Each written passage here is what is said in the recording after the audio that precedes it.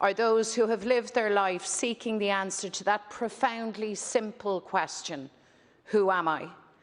Those also not shocked were the state and its agencies who have known that illegal adoption, the illegal placement and trafficking of children was an essential part of the tapestry of misery and of the brutal system to which Irish women, unmarried women, poor women, young women, vulnerable women, pregnant women, mothers and their children were subjected for generations.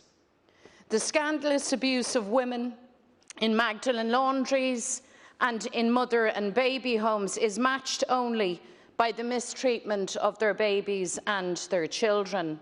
And the remains of infant children in a septic tank in Tuam or in the clay of Seanras Abbey and in other institutions is screaming testimony to this. Illegal adoption was not accidental, it wasn't done in error, it was a calculated course of action and it was a criminal course of action. The state facilitated and colluded in robbing children of their most basic and fundamental rights. And acknowledging that reality brings us face to face with the ingrained misogyny and the cruel reactionary DNA of this state.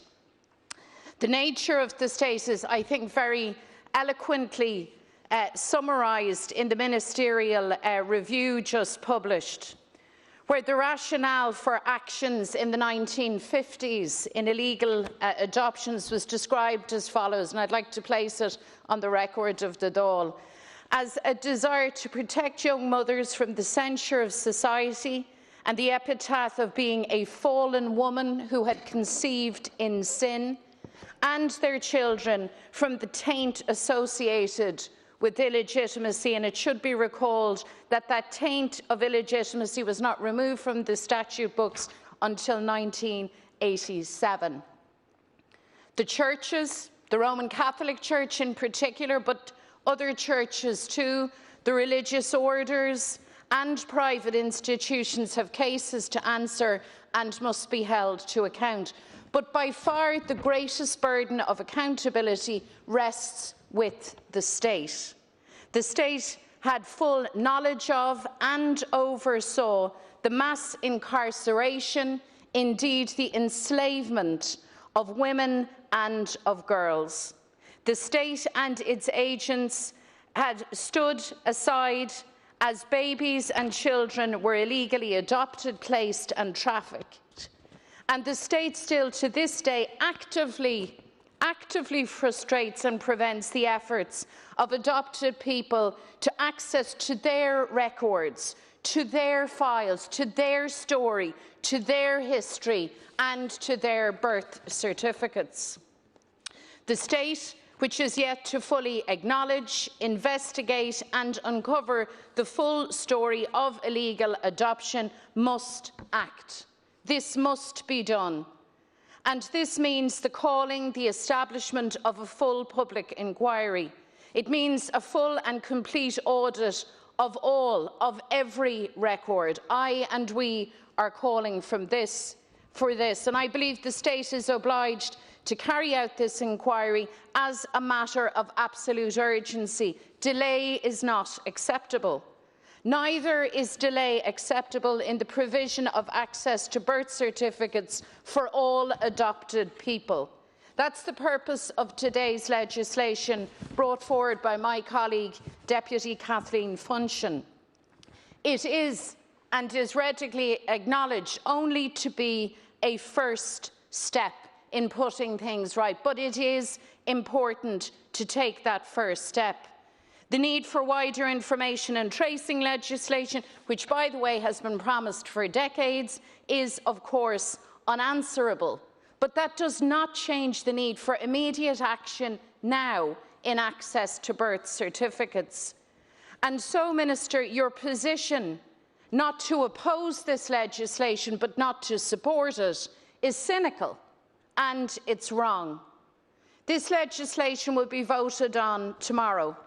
I believe and I hope that it will be passed by the Dáil tomorrow, and it must thereafter move to committee quickly without hindrance or delay.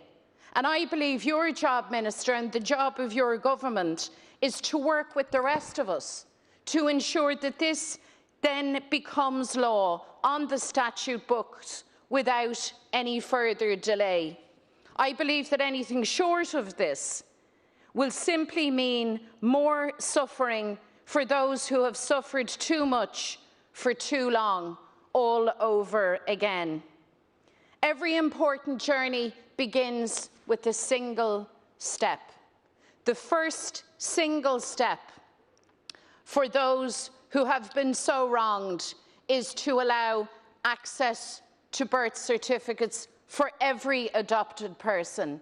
And thereafter, we must move quickly to have a full public inquiry and to have information and tracing legislation which places the rights of the adopted person at the centre, first and foremost, in that law. We have the opportunity to take that first step, and I am asking you, Minister, take that step with us. Thank you, Deputy MacDonald. Deputy Funchion. Thanks very much, Ceann Comhairle. I just want to first of all start by thanking everybody who has contributed to the debate and everyone for their supportive words. I was struck by the fact that everyone, with the exception of the two ministers that spoke, really seems to understand that this is a first step, and that's been what we've said from the minute that we published or launched this legislation a number of weeks ago. It's not going to solve all of the problems, but as my colleague Deputy Mayor Liam MacDonald has just said, we have to start somewhere, and every process has to start somewhere, and I think that this is a really good start. And I also think it demonstrates to people who have been failed time and time again by the state, initially for anyone that was incarcerated into one of these institutions, and then subsequently all of the list is endless really of the failings, particularly most recently with the report that was just a total disgrace and really, did absolutely no justice to survivors.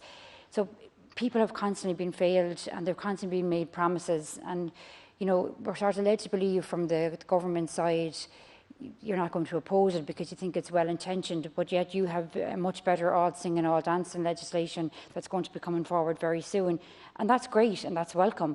Everybody wants to see that legislation. Everybody wants to see wider access to medical files and to adoption files. However, this is here now, ready to go, and it's one step, a first step. And I think we really need to not just pass it today, which obviously we do want to see happen, we want to see it supported, but we also want to see it actually actioned upon. And then, yes, we will have the other legislation, and we will welcome that, and we will work with you, Minister, and anybody else that's bringing proposals forward in relation to this, because it's about doing the right thing, but it's actually about action in relation to that. We have to match all of the sympathetic words that we've heard over the last while and match all of the apologies that people have heard with actual action.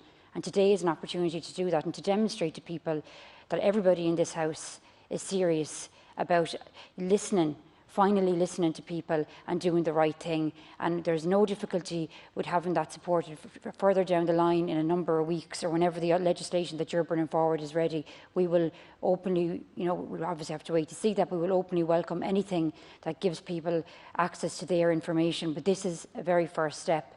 And in 2021, to say that there is a cohort of people in Irish society that do not have access to their birth certificate is a disgrace, and we have the opportunity today to ensure that that doesn't happen anymore. Gormagat, Ceann Comhairle. Paul Donnelly. Gormagat, Las Ceann Comhairle. Can I thank Deputy Kathleen Funchion for bringing this motion forward, and also the fact that this is not going to be opposed, but I think we need to, as the previous speakers have said, we need to go forward in that.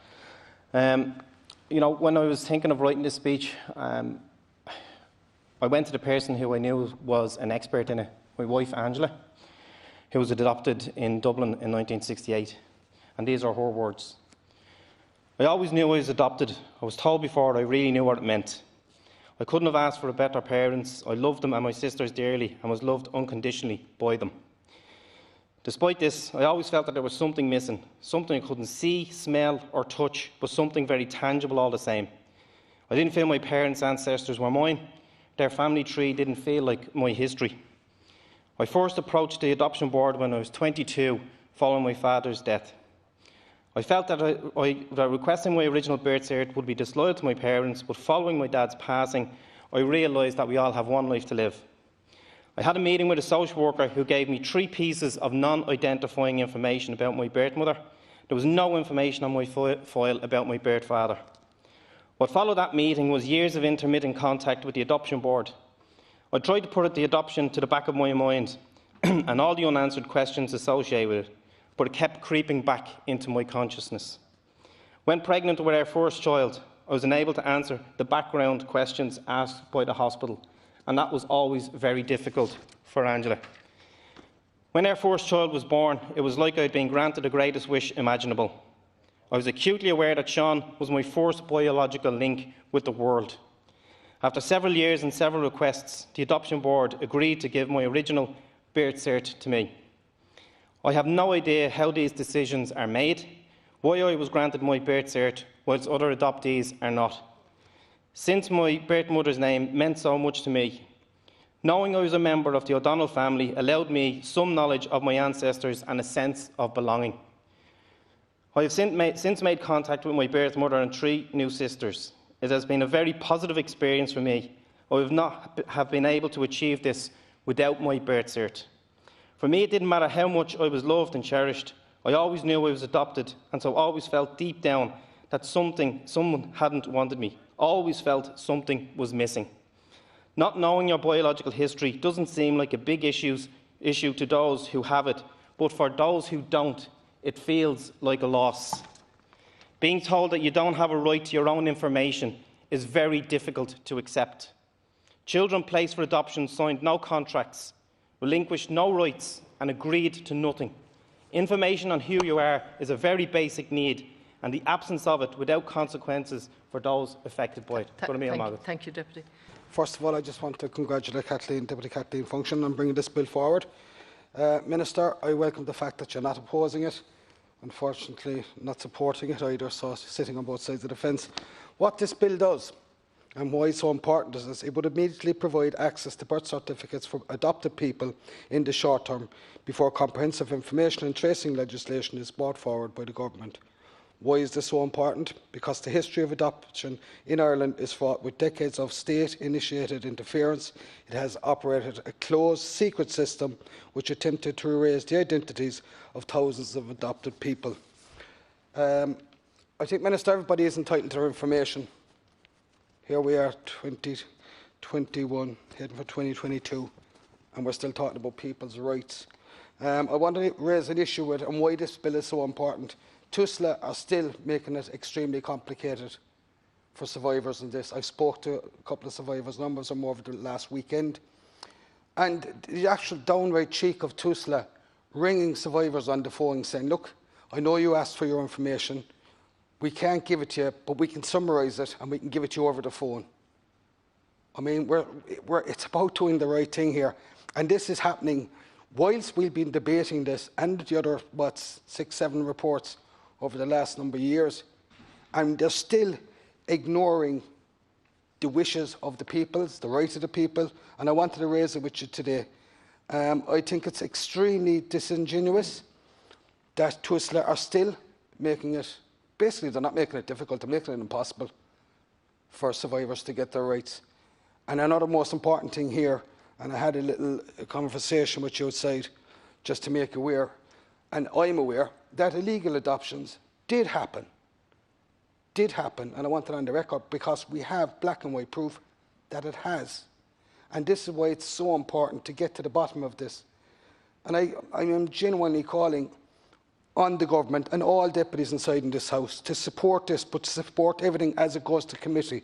Because the people that need our support are the people outside this House. They're the people that have been absolutely, totally been ignored by state, by the powers that are supposed to be helping them.